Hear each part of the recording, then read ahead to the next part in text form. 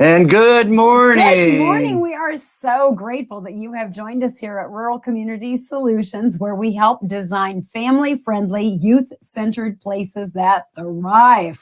We're continuing on our, hold on a second.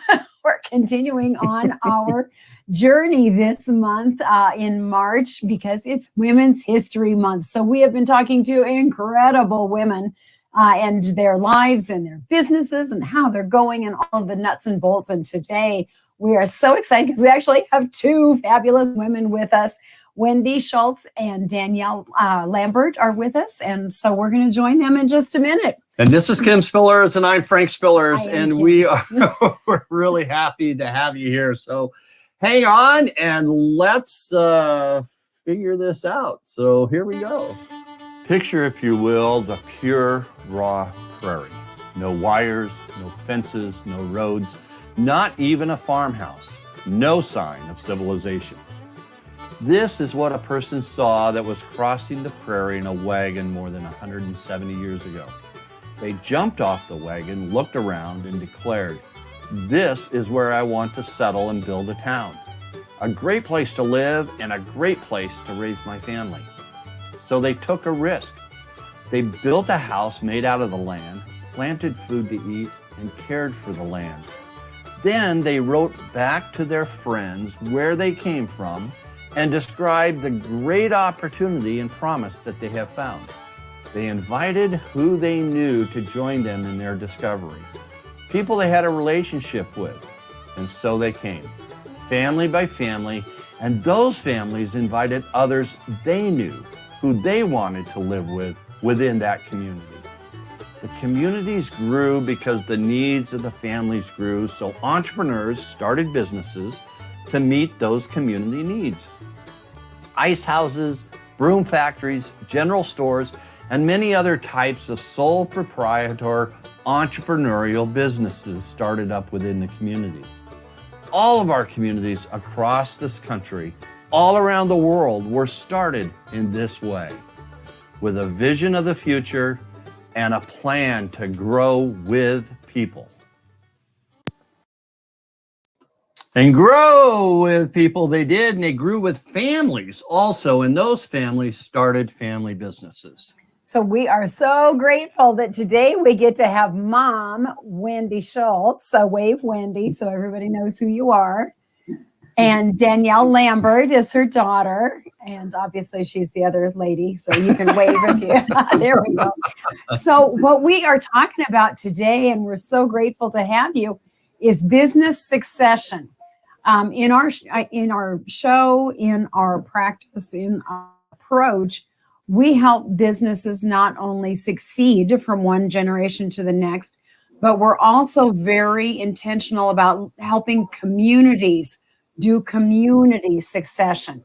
We pass our businesses, we pass our livelihoods, we pass our community spirit on from one generation to the next. And so we are so grateful because we've got a business succession going on for Wendy to Danielle. So welcome. We're so glad to have you.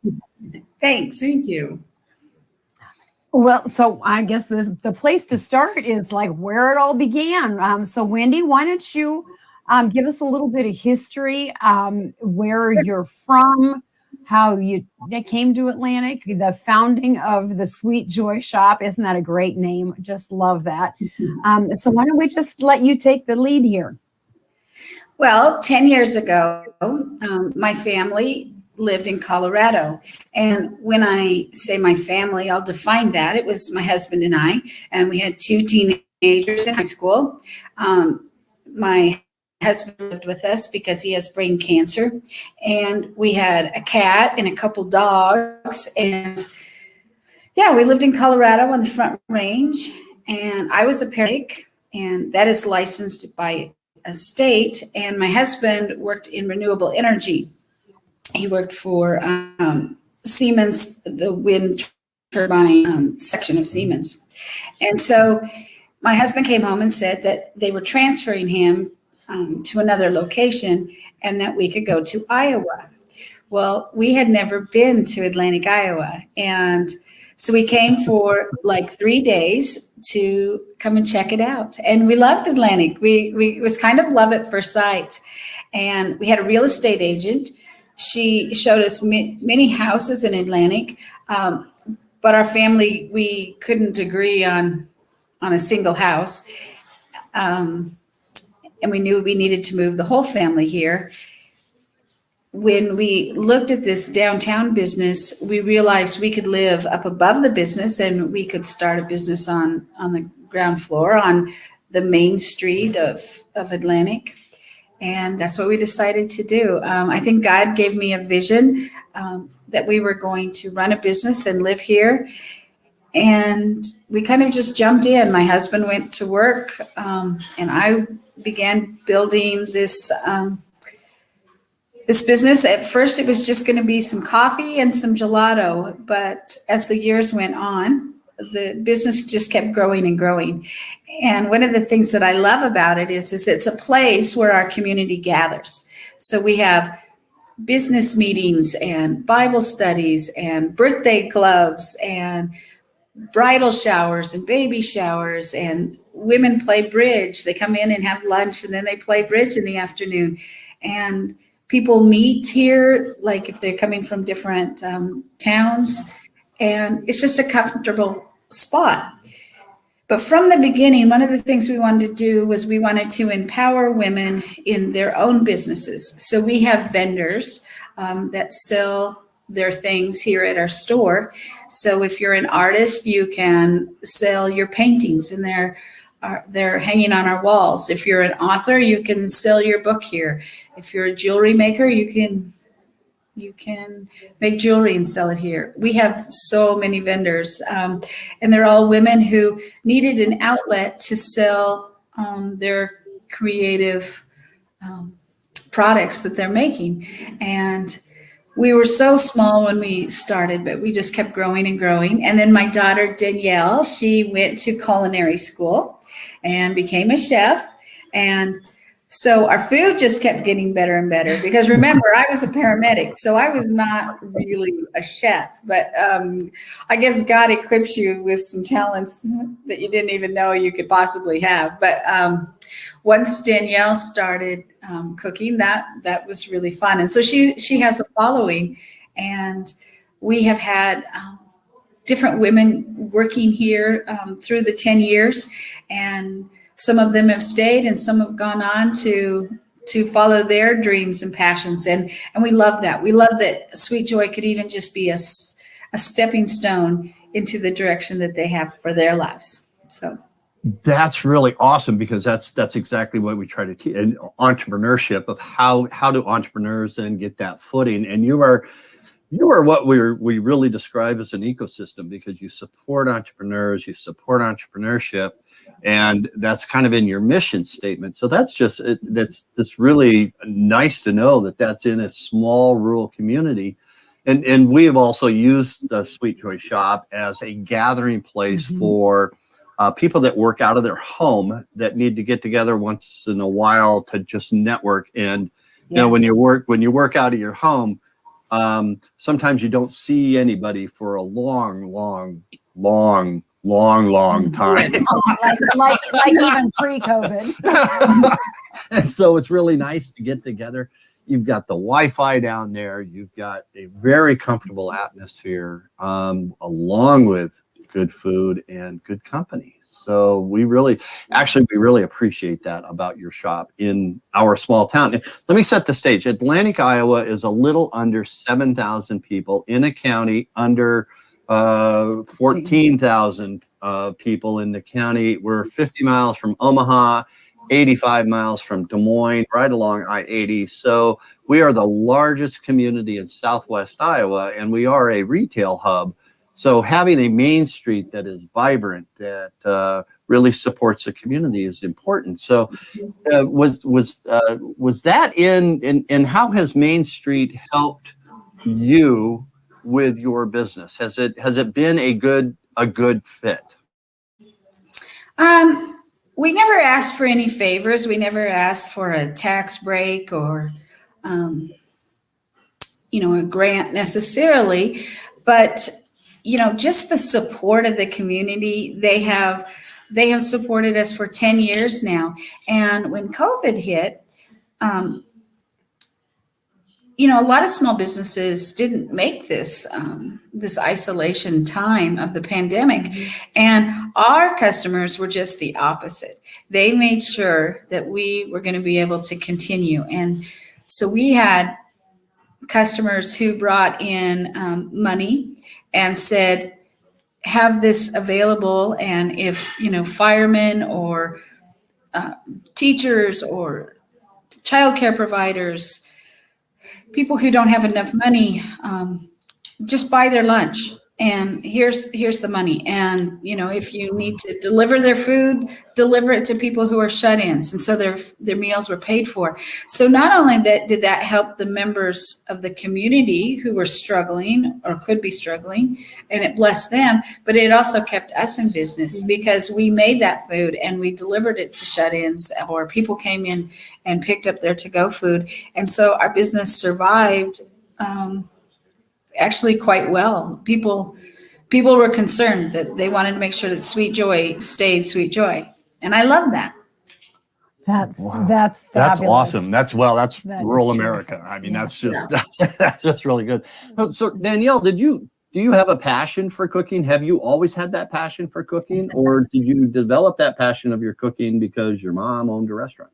No, actually, so every summer I would visit my grandparents because my mom and dad both worked full time. And so we would go stay for weeks at the farm that my grandparents owned. And my grandpa and my uncles were wheat harvesters. And so as my grandma's duties, it was her job to make sure that they had lunches for the field. And so probably when I was 6, my grandma started teaching me basic skills like how to make chocolate chip cookies and stuff. And so through the years, I started getting this love of making food. And then that's where my love for catering came, and just like catering to other people, because we would cook up all the food, pack it up, and drive it to the field. And so I think ever since I was a young girl, I just loved the idea of being able to serve other people through their stomach and the joy that they get. And so it has become, more of a passion now that I own my own business to make sure my food is good. Food quality is probably one of the biggest things that I have in my mind, because I know if I go to a restaurant and the food doesn't look good and it doesn't taste good, I'm probably not going to go back, or I might go back 1 or 2 more times to try it. But my mission every day that I make food is to make it consistently good so that people keep coming back for more. Absolutely. Yes. Yeah, I haven't Right. eaten We yet haven't. today. We've just had smoothies so far today. So this is like, oh my goodness, we got to go. Okay. So one of the things that is a reality in rural America is that young people leave. So what has kept you here, Danielle? How did that, was that a decision? Tell us where you went to school, what opportunities you may have had, and what kind of decisions did that lead you to take? So I went to Iowa Western, and I had a lot of hopes and dreams, but I made a couple of bad decisions in my life. And so I always just came back to Atlantic to start my life over. And so after the last time I came back to start my life over, I decided that this was the place that I wanted to stay because it was safe and it gives me such a good, warm feeling. And I believe that God kept me in Atlantic for a reason. So I wasn't working at Sweet. I just came back full-time as a chef about 2 years ago. And then when my parents decided to go on their new adventure, I said, maybe this is where I want to be. So I would love to be, 50-50 owner with, the other business owner that we have here, and really make sure that this business survives. So it does have its challenges, since there's like very few, 20 somethings, not that there aren't a lot here. We do always have that hope and dream that we're going to go out and be super successful somewhere else. But I have found that my success is here because I've had a lot of our customers have known me since I've moved here 10 years ago. And so I think that helps, just having that little bit of home here. just makes me want to stay here as long as possible. So. Well, talk a little bit about this because you're now in transition for the business succession, Right. and how is that going, and how did the process start, and what kind of obstacles have you run into, but what have you found as a benefit of doing the process that you're doing? Well, when I started the business, it was a sole proprietorship. Can I say that? You just did very well. That's easy for you to say, yeah. And so Sweet Joy was a sole proprietorship for a long time. And then my husband and I realized we were going to go overseas and work in Nepal. And when we decided to do that, we thought we need to pass our business to women who want to be here, but make it affordable that they can do that. So we turned it into a what are we? An LLC. An LLC. Uh-huh. I forgot the name. And so we have different partners then, and so they're not employees; they're part owners. And my husband and I gave them, shares into the LLC, and then they purchased equipment and building. But the business itself, we were just able to pass that on to them, and they work really hard. And so I'm really proud of them for doing that. But I think when they have an ownership in it, it's they have a lot more pride and in it, and they work harder because they know that they have to work hard to succeed. So I think the LLC was a good choice for us. Now our vendors just stay vendors, but then the girls that actually run it, they're part owners. So. And I think so. One of our biggest obstacles I think we had during this transition was my mother kind of phased out last year just to a part-time, and Tara and I kind of moved more ahead. And so in January, February, we were all super excited about what we were, accomplishing, and it does fuel us. And so then by March, when we got the CDC orders that we had to shut our business down or figure out a way to transition into to-goes only, there was a lot of fear for me and Tara because I think most, with the exception of maybe 3 of us, closed for a really long period of time, most restaurants in town. And so it was always in our forefront of our brain every single day, how can we make this successful? And like my mom said, we had a lot of people who helped us stay afloat by helping other people in the community and donating money for us to give meals to other people. But every day it was like, okay, there's more challenges. The government just gave us more things that we had to, more restrictions. And then once people were able to come back in, there was still all these things that we had to figure out. And it was nothing, Tara and I, and it happened, my parents happened to be out of the state when all of this happened, and then they had to be quarantined in their home so it was just me and Tara, and we had never experienced anything like that. How are we going to do this? What are we going to do? How do we make sure we have all of this stuff? Not only that, I think the second biggest challenge we've had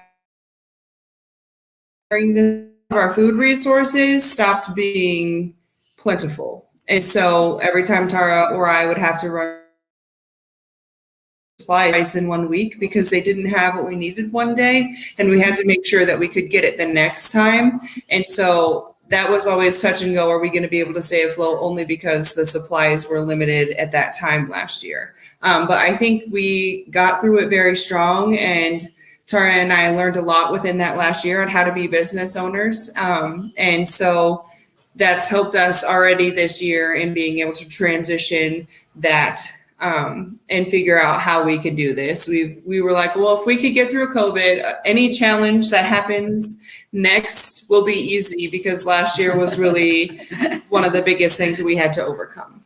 That's Absolutely. amazing. That's like That's a great baptism by explanation. fire. Good heavens. I mean, that's restaurant business is hard enough. I mean, we're experienced at that, and it's hard enough with such slim margins. That you have done a phenomenal job. One, serving the community, but also surviving, and that's value based. I mean, that's the values that you hold as business owners. So, how important, Wendy? How important was it to you to find a new business owner that had the same values as you did? Well, I don't know that they're exactly like I am, but they saw what Sweet Joy brought to the community. And we're not just a normal business, because in the sense we're part of our community members' lives. And I think that's important to remember. It's not just something that we do to make money. Like I said, when you're having their baby showers and the bridal showers and, the birthday clubs, and you're part of their lives. And yeah, it's different than just, a casual acquaintance. We've made a lot of friendships in our community, and we care about our customers. And so I think that that's probably what I most wanted to see the girls do is come to work every day with quality in mind, but also to bring kindness into the lives of their customers as well. That's marvelous. We need all of our businesses to have that kind of mindset and attitude and approach. So let's kind of explore a little bit. What kind of nuts and bolts has needed to happen to transfer ownership from one to the other? You mentioned that you went from a sole proprietorship to an LLC. And how long has this transition taken for other businesses? There are all across the country. There are thousands and thousands of businesses every day who are thinking about, okay, do I just shut down? And then we lose those services. What kind of advice, so like real time, real life experience could you share with people who are thinking about business transition? Well, I would say that I just tried to keep it very simple. We had a lawyer draw up the papers. All of the partners were in agreement. We tried to keep that very, very simple. Yeah, I don't know. Were there, like with this, maybe the Secretary of State? So probably. Well, yeah. Well, when you formed a whole new logistics. corporation, Right. is what it is. So you have a new structure for how your business is around there. But I mean, you didn't just lock the door one night and Danielle walk in the next morning and take over. I mean, there has been a transition period to, of how that your support of the business and the ongoing of that business has been extremely important. So Danielle, what important part of that was that you really kind of leaned on your mom to help with that business? And then when are some of those times you say, it's my business, you can go now? I think I definitely, when we first moved to Iowa, this wasn't something that I wanted to do. I was like, I'm going to go to college and have my own hopes and dreams, like I said in the past. But then there was just one day when I realized, I really enjoy being around a group of women, building each other up and having success with serving other people, because that's just what I want to do in my life, is serve other people. And so I think that was one of the biggest takeaways that I've learned from my mom in this business, is how to serve people and how to serve them well. She takes great pride in everything that she does, and the food that goes out. She makes sure, before the plates even hit the tables, she's double checking them to make sure the orders are correct. And she takes great pride in the way the food looks and all of those things. And I think those are some of the biggest takeaways in how to run a business that I've learned from her is, the service aspect and making sure that I have I take pride in everything that I'm doing and making sure that the customers really are going to like it. But also, I think one thing that my mom and I differ on is food. Because I like to think, since I'm a chef, I like to think about. Yeah, too quick. Sorry, I'm moving my hands. I like to think about wild creations and fun things that I can do. And so my mom and I both, our tastes and that kind of stuff are different, because I'll come up with some really cool thing that I want to try, and she'll be like, no, I don't think that we're going to sell it, but I do it anyway because I'm like, I'm just going to try it because I'm the chef and that's what I do. And then we have great success in that. And sometimes she says, I really don't think we're going to sell it, and I'll make it anyway. And we don't have, so I think that's the only thing where I'm like, okay, it's my business, I want to do what I want, is basically the menu selection. I think if I follow her footsteps in every other aspect in the business, and if Tara does the same thing, we will do just fine. And there's not really a lot of changes that I want to make. I think menu choice would be the only thing that I would love to just like completely change. But other than that, she's taught me just exactly how to run a business and run it well. And so if it's working, then why change stuff? So that's... Mm-hmm.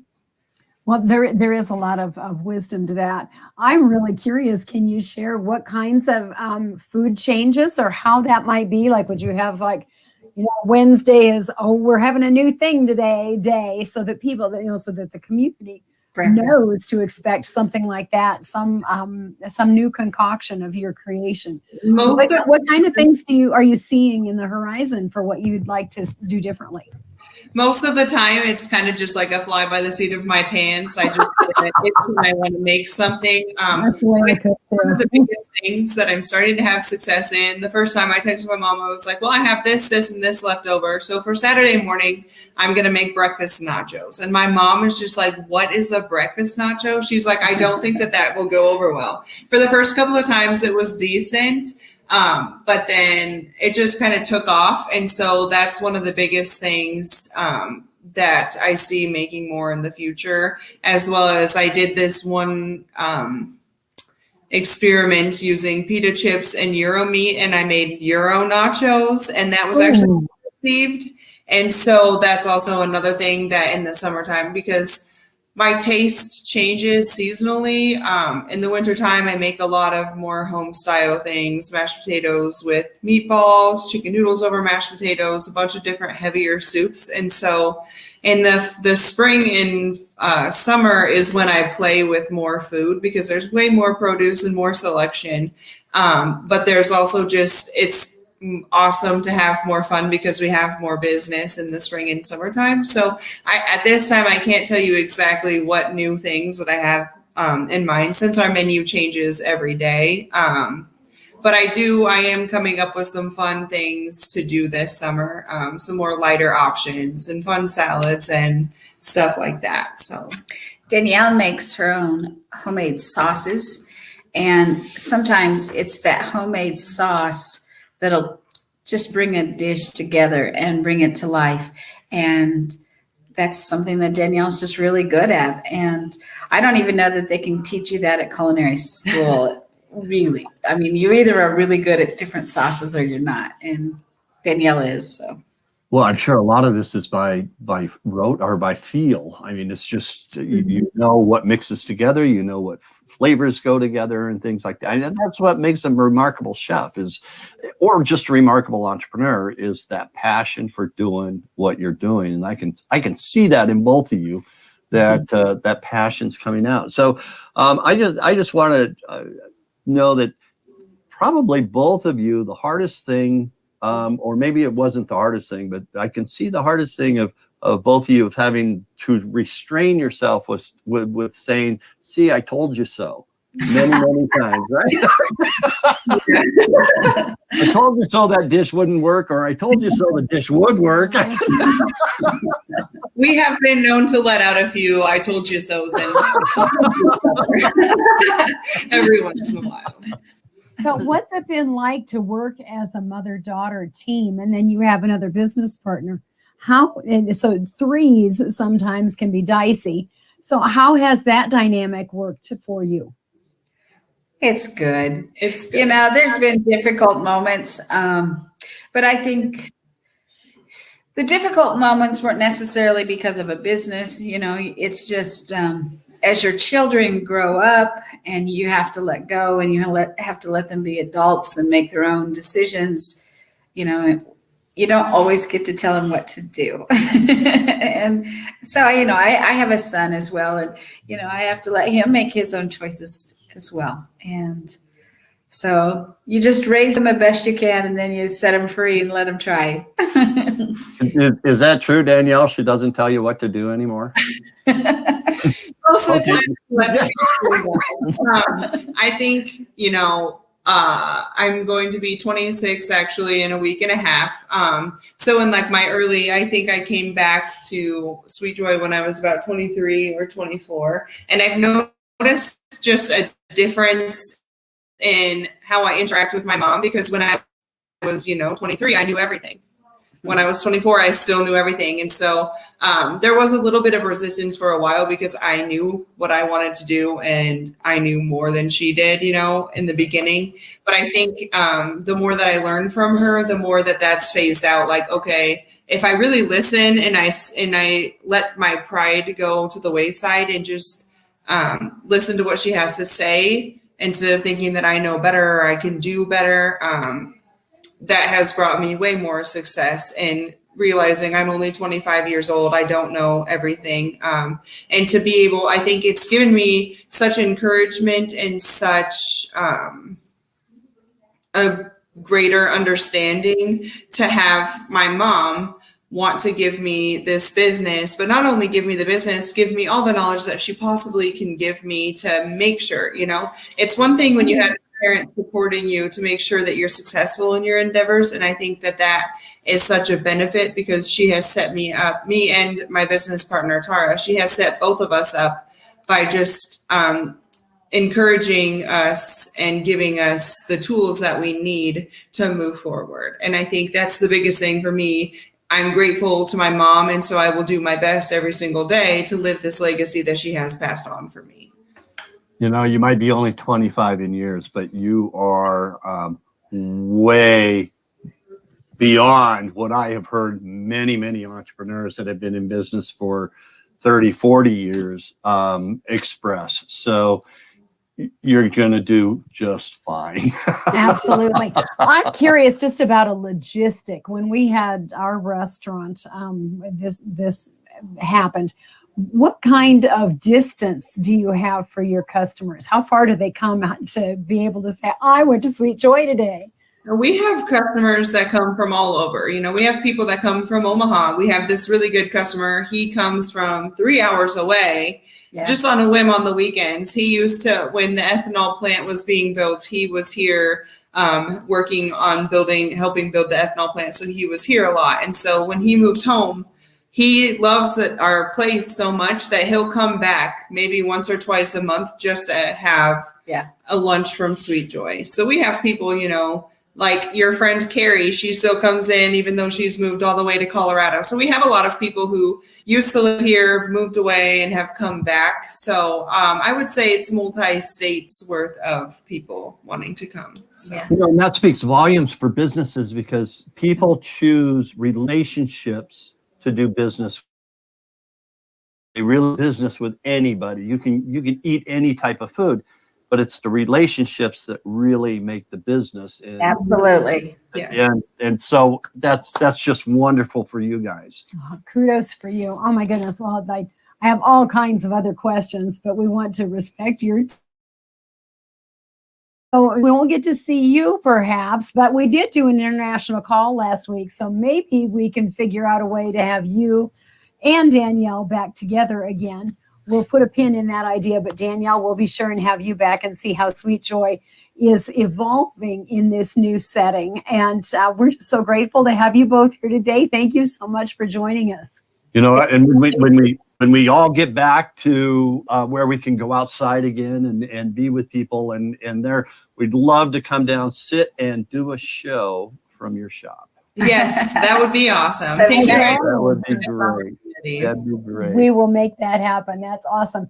All right. Well, you two just kind of hang tight for just a second. We'll be right back with you as we just kind of say goodbye. Wendy, be safe and God bless. Thank you. All right, guys. Wow. What a family. What a family business. What an amazing transition, business succession opportunity and example that people can set. I mean, we've worked with business successions that have gotten into conflict. I mean, the lawyers are involved, and it's just court cases and all that other stuff. But it's nice when a family can come together, figure out their values, figure out what the business purpose is and their passions, and mesh that all together and create an environment to where everything works well. And that's the values that you put on your business. That's the passion you put on your business. And that puts relationships above everything else. So we really appreciate that. And we love to go down to Sweet Joy. That's a Sweet Joy shop in Atlantic, Iowa, right on Main Street. You can't miss it. Main Street is Chestnut, for those of you who do not live here. So don't look for Main Street and you aren't going to find it. That's just what we local people call it. Right. So, but on Chestnut Street in Atlantic, Iowa. Yes. So we appreciate you joining us today. We're on Monday through Friday at 11:30 a.m. Central Daylight Time right here. We broadcast live to our YouTube channel at Rural Community Solutions TV live stream, our Facebook page at Rural Community Solutions, or you can catch the podcast at anchor.fm/Frank Spillers at Think Like an Entrepreneur, Become a Spark Plug, and you can catch every episode that we do. We are so grateful again to have you join us. And thank you again to Wendy and Danielle for sharing their experience and their business succession plan so that our local community continues to have a vibrant and growing business. And so as part of Women's History Month, we celebrate the two of them and wish them great success. And remember, support your local businesses. Take care. We'll see you tomorrow. Bye-bye. Bye-bye.